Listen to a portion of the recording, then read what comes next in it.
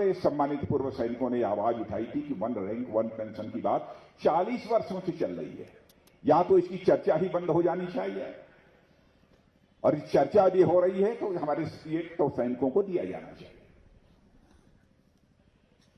उसी समय आज के प्रधानमंत्री आदरणीय नरेंद्र मोदी जी ने वादा किया कि नहीं, हम सरकार बनने के बाद पूर्व सैनिकों को वन रैंक वन पेंशन की सुविधा देंगे। और बहनों भाइयों, आपने देखा कि सरकार बनने के बाद देर नहीं लगी, 40 वर्षों की जो समस्या थी उसको चुटकी बजाकर जो हमारे प्रधानमंत्री ने उसका समाधान निकाल दिया। आगे भी उसमें और कुछ भी होना है, कुछ विलंब हो रहा है, 1-2 साल का रिवीजन वगैरह की भी बात चलती है, उसका भी समाधान निकलेगा। मैं जब रक्षा मंत्री के रूप में अपनी जिम्मेदारी का निर्वाह कर रहा था, या जब से करना प्रारंभ किया, तो बीच में यह भी बात आई थी कि साहब 2006 से पहले के जो नायब सूबेदार हैं उनको रिवाइज पेंशन का लाभ नहीं मिलता। यह सारे नायब सूबेदार जो 2006 के पहले के हैं उनके साथ बहुत बड़ा अन्याय है, जुल्म है। मैंने सारे अधिकारियों को बुलाकर पूछा, लोगों ने कहा साहब हाँ ऐसा होता है, और ऐसे लगभग 75,520 ऑनरेडी नायब सूबेदार थे जिनको कि लाभ नहीं मिल रहा था। बहनों भाइयों, मैंने तुरंत उसी समय आदेश कर दिया कि 2006 के पहले के भी जो हमारे नायब सूबेदार हैं उनको रिवाइज पेंशन का लाभ दिया जाना चाहिए, और मुझे कहते हुए खुशी हो रही है कि अब उनको रिवाइज पेंशन का लाभ मिल रहा है। 60 सर्विस कमीशन के माध्यम से सेना में आए अधिकारियों को उनकी शिकायत थी कि सेवा से मुक्त होने के बाद रैंक लगाने की उन्हें इजाजत नहीं दी जाती। बहनों भाइयों, वह तारीख तो हमको याद नहीं है, लेकिन मैं समझता हूं कि ये 2 वर्ष के भीतर की ही बात होगी। जब से रक्षा मंत्रालय का दायित्व मैंने संभाला है, उनको तुरंत हमने रैंक का उपयोग करने का भी अधिकार दे दिया अपनी तरफ से। मैंने जितना हो सकता था वह करने की कोशिश की है। 50 सालों से यह भी मांग आई कि नेवी और एयरफोर्स के जो पर्सनल के लिए पेंशन रेगुलेशन है वह रिवाइज नहीं हो पाया है वर्षों से। हमने दिसंबर 2020 में ही तीनों सेनाओं के पेंशन रेगुलेशन को रिवाइज करने का भी आदेश दे दिया, इसे भी कर दिया गया। पहले जब मैं एक बार ऐसे ही फाइल आई, किसी ने कहा नहीं, कोई प्रस्ताव भी नहीं आया, कोई एक फंड एलोकेशन हो रहा था कि किस काम के लिए कितना पैसा खर्च किया जाए। जब एलोकेशन हो रहा था तो उसने कहा ये जो बैटल कैजुअलिटी होती है, बैटल कैजुअलिटी के मामले में लोगों को 2 लाख रुपया दिया जाता है यक्स ग्रेशिया। भैया मैंने कहा कि इतनी महंगाई, सब कुछ बढ़ गई, इतने साल गुजर गए, 2 लाख रुपया कब से चला रहा है साहब? 20 वर्षों से 25 वर्षों से चला रहा है। मैंने कहा कि 2 लाख नहीं, अब इसको बढ़ाकर 4 गुना तो पहले चटपट कर दीजिए, और 2 लाख से बढ़ाकर वो 8 लाख रुपया बहनों भाइयों उसी समय मैंने कर दिया आदेश। मैंने पूर्व सैनिकों के पेंशन से जुड़े जितने भी मामले अटके भटके लटके रहते हैं उनका निस्तारण करने के लिए भी एक डेडिकेटेड पेंशन ग्रीवांस सेल है, वह भी स्थापित कर दिया गया है। और जाहिर हमारे सम्मानित पूर्व सैनिकों को मालूम होगा कि लगभग 97% मामलों का निस्तारण हो जाता है। अब जो बातें मैं कह रहा हूं कि हो सकता है कहीं पर कोई कमी रह गई हो, यदि हमारे संज्ञान में आएगा तो मैं निश्चित रूप से उसका निराकरण करूंगा। मैं पूरी तरह से आपको यकीन दिलाना चाहता हूं, क्योंकि मैं अपने पूर्व सैनिकों के मामले में भी बहुत ही संवेदनशील हूं।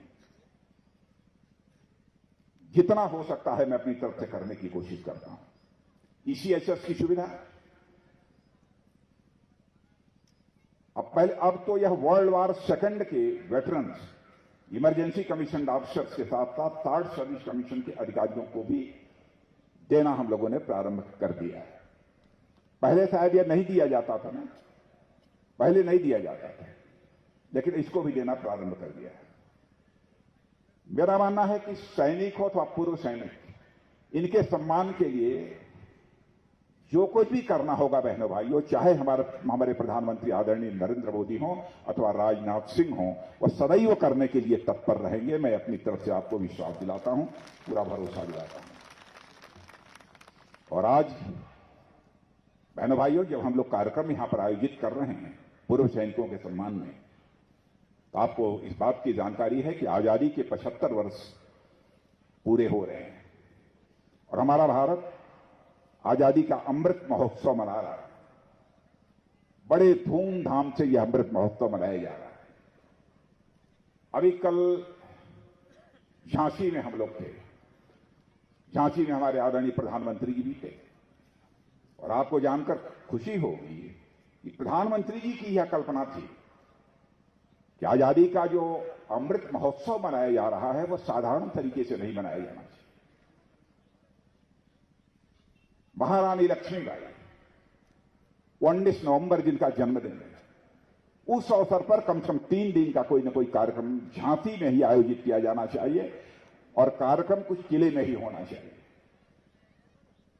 और भव्य कार्यक्रम 3 दिनों तक झांसी में इसी आजादी के अमृत महोत्सव के अंतर्गत जो है मनाया गया था। कल प्रधानमंत्री जी वहां थे। रानी लक्ष्मीबाई की जयंती के अवसर पर इस प्रकार का भव्य कार्यक्रम मैं समझता हूं कि इस देश में कभी नहीं हुआ होगा। सुभद्रा कुमारी चौहान ने तो उस रानी लक्ष्मीबाई के बारे में लिखा है, गुमी हुई आजादी की कीमत सबने पहचानी थी, दूर फिरंगी को करने की सबने मन में ठानी थी। चमक उठी सन सत्ता मन में, वह तलवार पुरानी थी, खूब लड़ी मर्दानी, वह तो झांसी वाली रानी थी। महारानी लक्ष्मीबाई उस अवसर, क्योंकि जिन लोगों का भी योगदान रहा है आजादी को हासिल कराने में, बहनों भाइयों, हमारी सरकार सबको स्मरण करती है। जहां तक हो पा रहा है सबके प्रति अपनी सम्मान की अभिव्यक्ति भी कर रही है। भगवान बिरसा मुंडा, कभी किसी ने सोचा नहीं था भगवान बिरसा मुंडा के बारे में भी सारे देश भर में जयंती मनाई जाएगी आदिवासी समुदाय के। लेकिन हमारे प्रधानमंत्री जी ने फैसला किया कि अब जो बिरसा मुंडा जी का 15 नवंबर जन्मदिन है, उस दिन सारे देश में जनजातीय गौरव दिवस मनाया जाएगा और सारे देश में जनजाति गौरव दिवस मनाया गया और यह प्रतिवर्ष मनाया जाएगा, क्योंकि आजादी की लड़ाई में हमारे जनजातीय समुदाय का भी बहुत बड़ा योगदान है। इतिहास के पन्नों को पलट कर भी कोई पढ़े तो उसे बात समझ में अच्छी तरह आ जाए किस प्रकार का उनका योगदान है। बहनों भाइयों, सब कुछ मिलाकर हम लोग मिशन मोड में इस समय काम कर रहे हैं और हम लोगों को यह बात ध्यान है कि हमारे देश के लोगों ने इतना बड़ा बलिदान किया है आजादी हासिल करने के लिए, इसको ऐसे ही जाया नहीं होने देना चाहिए, ऐसे ही बर्बाद नहीं होने देना चाहिए।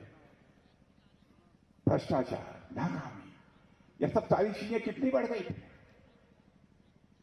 लेकिन मैं कह सकता हूं कि हमारे प्रधानमंत्री ने जिस तरीके से मिशन मोड में काम करना प्रारंभ किया है वह अद्भुत है।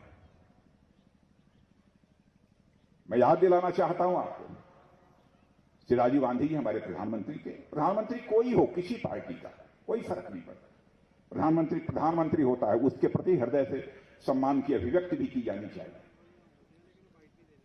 एक बार राजीव गांधी जी ने भी कहा था, करें क्या, ऊपर से 100 पैसा भेजता हूं लेकिन नीचे पहुंचते पहुंचते बामुश्किल 100 पैसे में 15 पैसा लोगों की जेब में पहुंच जाता है। लेकिन आप इस सच्चाई को स्वीकार करेंगे कि आज के प्रधानमंत्री नरेंद्र मोदी जी ने एक ऐसी व्यवस्था बना दी है कि 100 पैसा ऊपर से भेजते हैं तो 100 का 100 पैसा लोगों की जेब में पहुंचता है, 100 का 99 नहीं होने पाता है। डीबीटी के माध्यम से बंदरबाट की व्यवस्था पूरी तरह से वो समाप्त कर दी। 18,000 गांव में इतने वर्षों तक बिजली नहीं पहुंची थी, बिजली पहुंचने का सिलसिला प्रारंभ हो गया। यह भी हम लोगों का संकल्प है कि 2024 समाप्त होते होते हिंदुस्तान में एक भी व्यक्ति शेष नहीं बचेगा जिस व्यक्ति को अपना सिर ढकने के लिए छत न मुहैया हो जाए।